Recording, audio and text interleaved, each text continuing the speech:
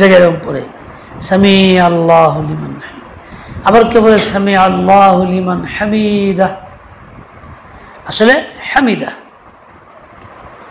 বেশিরভাগ ইমাম সাহেব পড়েন সামিয়াল্লাহ, আইন উচ্চারণ করে না, আল্লাহ বলে না, সামিয়াল্লাহ। সামিয়াল্লাহ মানে আইন দুর্বল করতে করতে হয়েছে ইয়া হয়ে গেছে,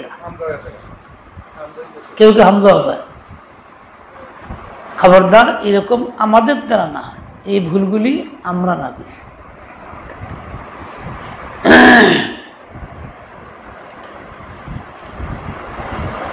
আর জানি কি বললাম, বক্তব্যগুলির মধ্যে ব্যাপক বিভ্রান্তি চলছে বেশিরভাগ জায়গায়। আউযু বিল্লাহ তাম দিয়ে পড়ে, মাজহুল তো করেই, হেতার নামাজ নষ্ট, নামাজ নষ্ট হয়ে গেল। তাম দেওয়া যাবে না, কি পড়তে হবে? আউ আউ বলো, আউ আউযু, হ্যাঁ আউযু না আউযু।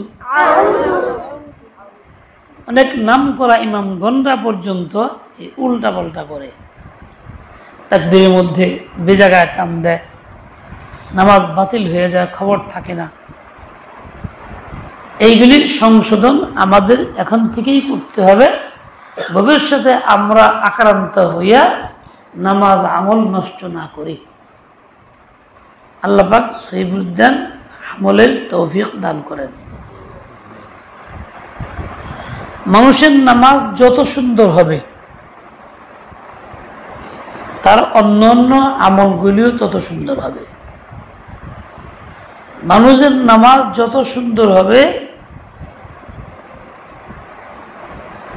তার যাবতীয় আমালগুলিও সুন্দর হবে। নামাজও, রোজাও সুন্দর, হজও সুন্দর, যাকাতও সুন্দর,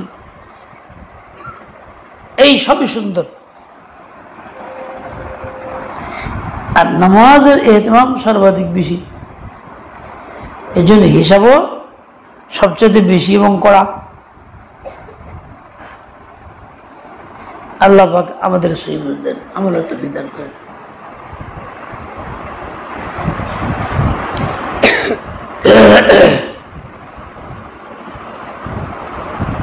নামাজ হইল ইসলাম এবং কুফরের মধ্যে পার্থক্য সৃষ্টিকারী। নামাজ থাকলে বোঝা গেল ইসলাম ও ইমান আছে, নামাজ নাই তো কুফর আছে।